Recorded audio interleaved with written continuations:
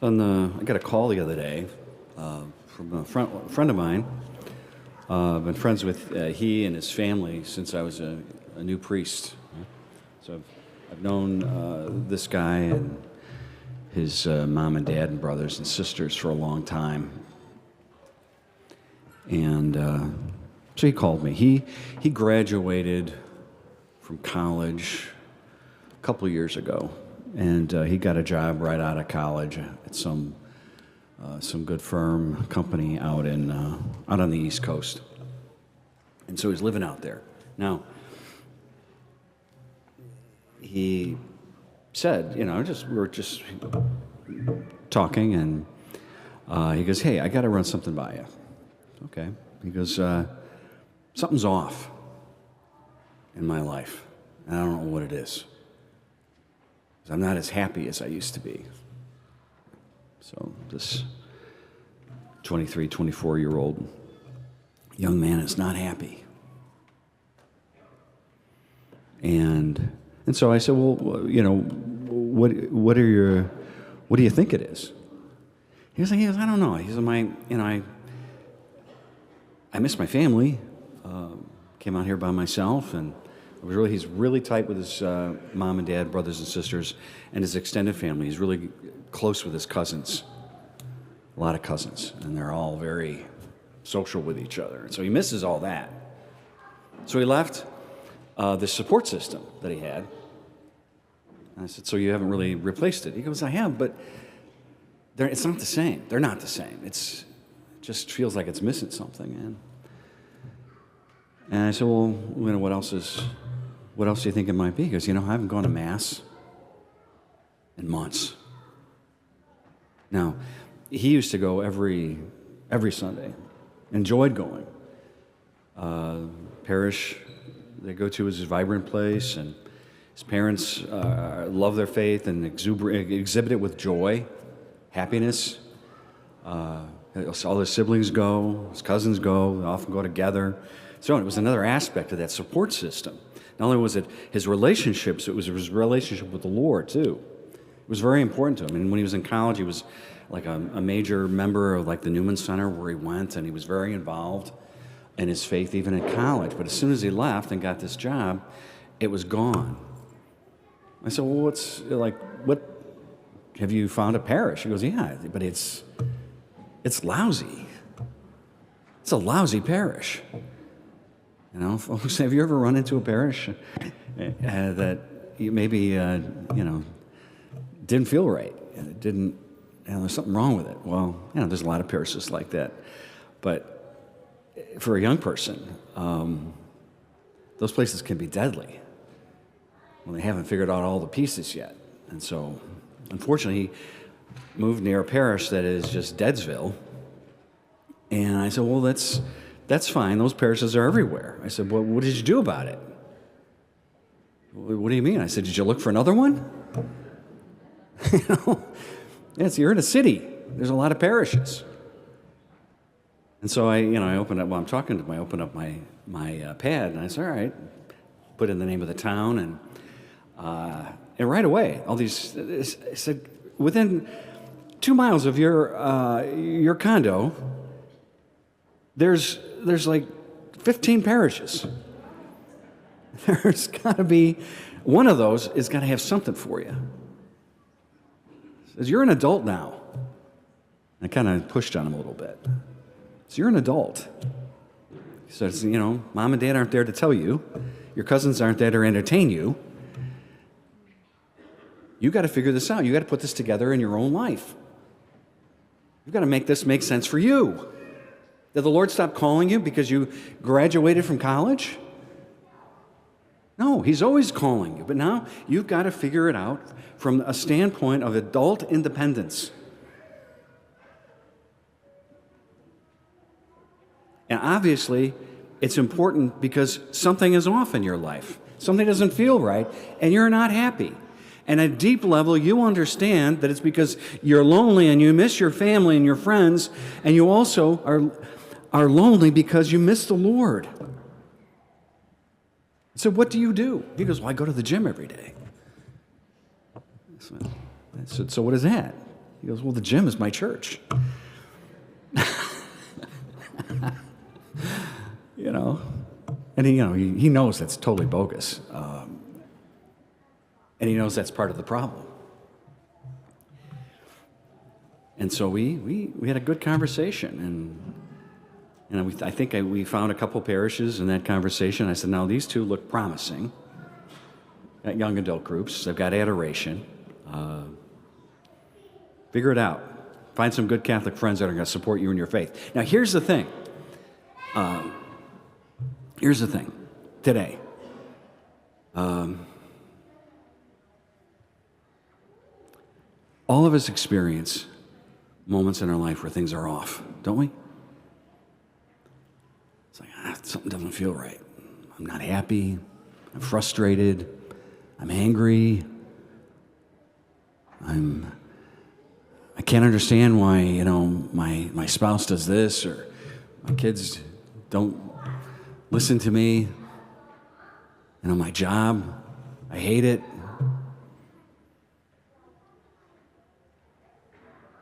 A lot of us still haven't recovered from COVID and how that just gutted us. Still haven't put all the pieces back together from that.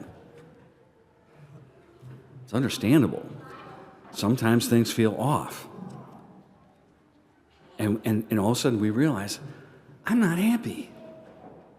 Well, brothers and sisters, don't settle for that. You're made to be happy. You're wired for happiness. You're wired for joy. But it isn't just going to happen. It's like you're a kid, your parents made you go to Mass. At some point, you have to make an adult decision to say, that's what I want for myself. As we begin to understand our place in the world and our place with the Lord, and we act out on that mission and vocation and place in the world, all of a sudden we realize this is the key to my happiness. But we got to fight for it. See, this is the thing. I was talking to my friend. All right, so you're lonely and unhappy. All right. The key to happiness, it's been said, are these two things: relationships and virtue. Relationships and virtue. All right, let's start with virtue. When did you first receive supernatural virtue? You received it at your baptism. God poured his life into you.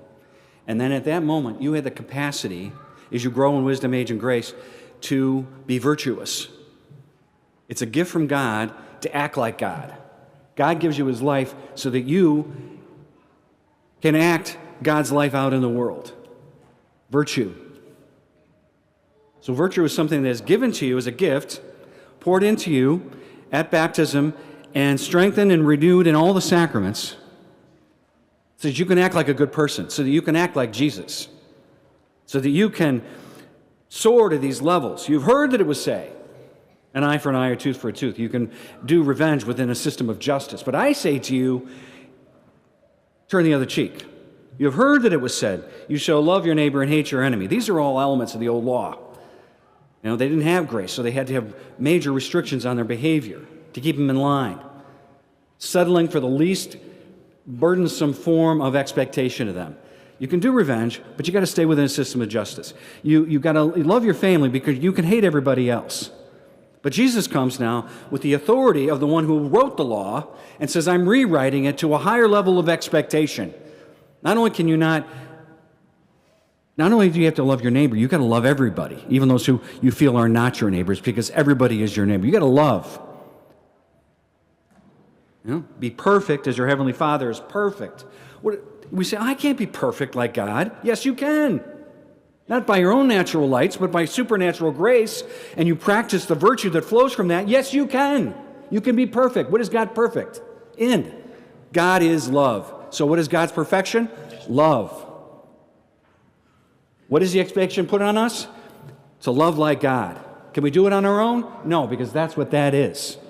None of us have the ability to love like that. So we say, help me, God, and God does. He pours his grace into us, and now we've got love, we've got virtues, we've got all the things that we need, and as long as we practice them and live them out, they grow stronger in wisdom, age, grace, and we can go out in the world, and we can be love.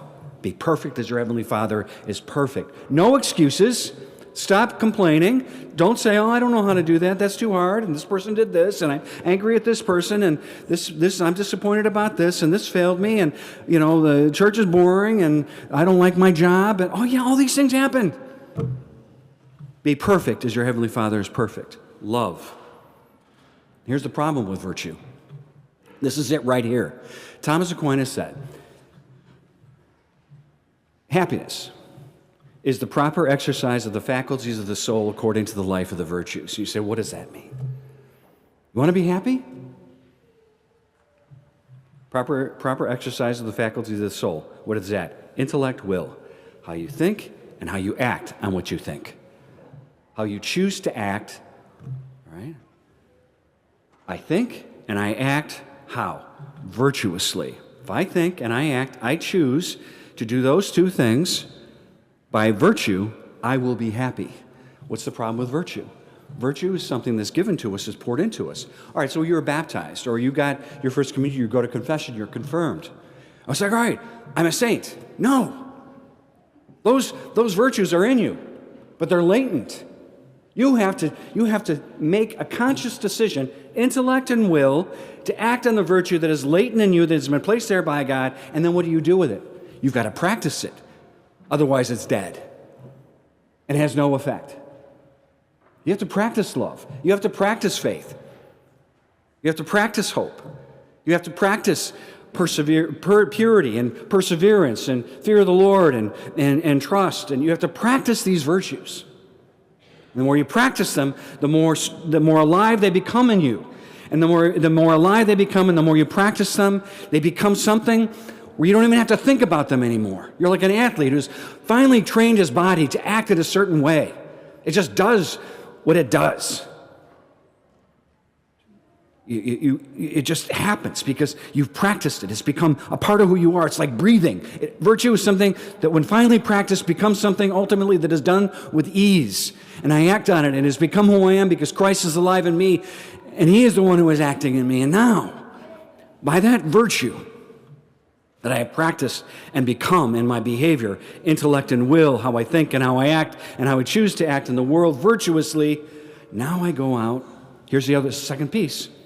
I go out and I change the people in my life. Here's the question. Are the people in your life because they know you better, because they know you?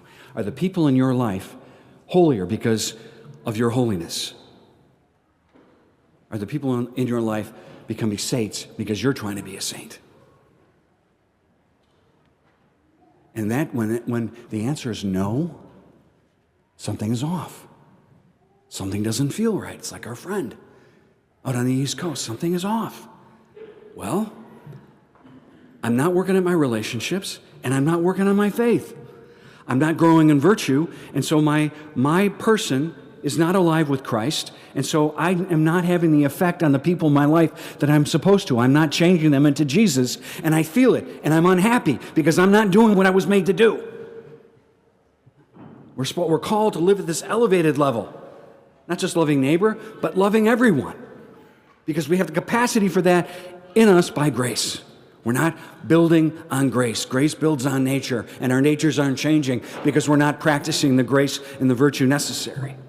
This is the key to life, brothers and sisters. Now, okay, all right.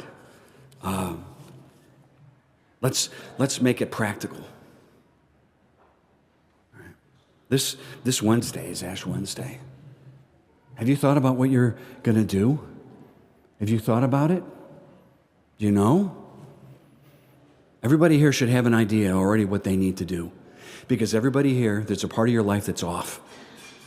There's a part of you that's robbing you of your spiritual authority. There is a part of you that is not happy. There's an issue, and you need to deal with it. We all do. Got to do it.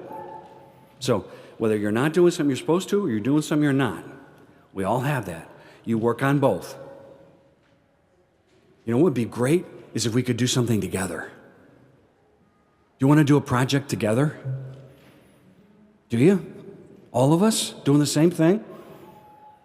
Oh my goodness. Did you all say yes? All right. You're going to be sorry.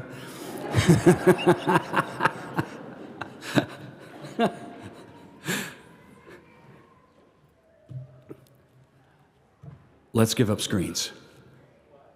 Oh. You already said you're going to do it. You can't change now. Screens. Where do we use screens? We use screens, all right, video games. No video games. No social media. No Instagram. No TikTok. You shouldn't be on TikTok anyways. All your information is being uploaded into a Chinese database, you know. No Facebook. No Netflix. No Prime. No TV. You can use screens for one thing. It's things that have to be done. I can use screens for homework, emails, work, all the things that I do because I have to. You can do that. Now, some of you are sitting there thinking, there's no way I'm going to do that. I'm going to put it back on you. Why? Why won't you do it? Because you don't want to, or because you can't? And if the answer is I can't, or if you think about doing it, it scares you, all the more reason to do it. Why? Because we're addicted to it. We're addicted. We're not free. You want to be free? Be virtuous. Our addictions destroy virtue. Not because they're necessarily bad. Everything I just mentioned, say for TikTok, is not necessarily bad. All right? It's that we've become addicted and they force everything else out of our life. Think of what would happen if you freed yourself from the one thing that robs of us our most time and our most energy and keeps us from being the people that we're called to be because we become slaves to these tiny little screens that suck the life through our eyeballs out of us. Huh? Think about all the time you get back. Think about all the time you'd have more time to pray, to listen, to talk, to be with your family, to reinvent your family, to take your family back, to exercise the authority you should have over your kids as parents, to have the control over the formation of your children rather than surrendering it to some anonymous person that's on the other side of that screen teaching your kids God only knows what. For 40 days to experiment and say, I wonder if my life will be better at the end of this 40 days if I give up this addiction, if I give up this lack of freedom in my life. Yes, it's hard. Yes, it's scary, but it's possible. We just don't want to do it. You know what I'm addicted to? Instagram Reels. Ever seen that before? It's at the bottom, the little buttons there, and there's one that looks like sort of like a film thing. You push on it, and all of a sudden you can scroll through these videos that people upload of all sorts of crazy stuff. People falling on ice and people making incredible sports shots. And I sit there and I share them back. And like Father Pacer and I, we share them back and forth I'll just be laughing, because it's so funny. And all of a sudden I look up and it's like, it's been 2 hours. This is crazy. My goodness, what a waste of time. When I should have been doing something else. All right, I know you're saying, all right, let's have a rule. All right, well, we have an escape clause. And what is our escape clause? All right, family night, you can watch a movie. As long as it's not some filthy thing that's, they're all over the place. You can't even watch, all of a sudden things show up on what you think is going to be a normal show, and it's scandalous. But a family night, where you can watch a movie with your family, not by yourself, but with your family, something that brings you together. Because that's the point. Father, because we're doing it over in the rectory, and Father Pacer's like, well, what if we want to watch a movie? I said, we can have a family night. All right? And he said, well, what if I want to watch, something on TV like sports? I'm like, okay, what do we want to watch? And we're like, all right, well, give us maximum benefit. March Madness. It's like the whole month. We can watch March Madness. Oh. So there's ways. But it's the point of the exercise is to get rid of the things that rob us of our spiritual power and authority, to rebuild our relationship with the Lord because we have more time to pray, more time to activate those latent virtues, more time to practice those virtues so they become who we are. We become like Christ. We are perfect as our Heavenly Father is perfect because we are practicing to love perfectly. And with that perfect love, we go out now and love the people in our life the Lord has called us to serve and to love. So that by knowing us, they know Jesus, and because they know us and Jesus, they are going to have Jesus in their life, and they're going to become saints, and they're going to become holy, and they're going to become happy because of us. There it is. So, you all going to do it? Yes, one person.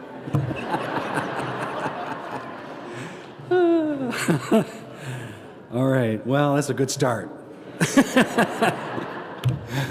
Okay, so brothers and sisters, I just want you to pray about it. Pray about what's off. Pray about what makes you unhappy. And pray that we have the courage together to help each other, to make things right, and to put ourselves and our hearts all back on the road to happiness. Huh?